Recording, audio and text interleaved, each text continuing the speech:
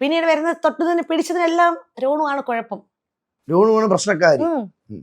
ഇവക്ക് ഭ്രാന്താന്ന് പറഞ്ഞ ആളുകളുണ്ടോ? എന്നെ ഭ്രാന്താശുപത്രി കൊണ്ടുപോയി, കൊണ്ടുപോയി ഡോക്ടറിന് പൈസ കൊടുത്ത് എനിക്ക് ഭ്രാന്താണ് മീൻസ് പേഴ്സണാലിറ്റി, എനിക്ക് എക്സ്ട്രാ ദേഷ്യം കൂടുതലുണ്ട്, എനിക്ക് അറിയത്തില്ല. ഞാൻ വിളിച്ചു ഇനി അതായിരിക്കും അവർക്ക് തൃപ്തി, ഇനി അതെന്റെ തലയിൽ ഇരുന്നോട്ടെ. അങ്ങനെ ചെയ്തു. മരിച്ച 3-ാം ദിവസമായപ്പം ചേട്ടന്റെ സഹോദരൻ ചേട്ടൻ ഇത് കഴിക്ക് എന്ന് പറഞ്ഞ ഗുളിക വരെ മേടിച്ചോണ്ട് വന്നു.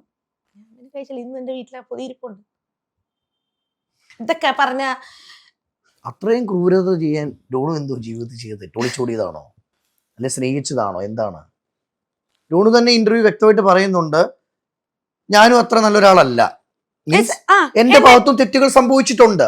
തീർച്ചയായിട്ടും അത് പൊറുക്കാൻ ക്ഷമിക്കാനും പറ്റുന്ന തെറ്റുകളേ ഉള്ളൂ, അതിനപ്പുറത്തോട്ടൊന്നും ഇല്ല.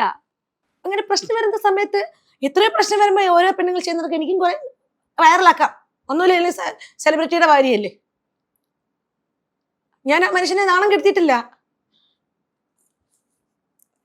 അന്നൊരു ദിവസം സമയത്ത് ഞാൻ സ്റ്റാറ്റസ് ഇട്ടു എന്നുള്ളത് ശരിയാ, അത് വെച്ച് എന്നെ അളക്കരുത്.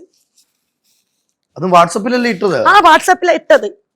വാട്സപ്പിൽ ഇട്ടപ്പം എന്തിനാ ഈ സംഭവങ്ങളൊക്കെ ജയൻ ചേട്ടൻ അറിയാം. ജയൻ ചേട്ടന്റെ ഈ സംഭവത്തിൽ കോംപ്രമൈസ് ചെയ്യാൻ വന്നിട്ടുണ്ട്. ആദിത്യൻ ജയൻ ചേട്ടൻ കോംപ്രമൈസ് ചെയ്യുന്നത്. ജയൻ ചേട്ടൻ നല്ല, എനിക്ക് ഇപ്പോഴും ജയൻ ചേട്ടൻ തന്നെയാണ് ഒരു ആവശ്യം വന്ന് വിളിക്കാനുള്ള ഉള്ളത്.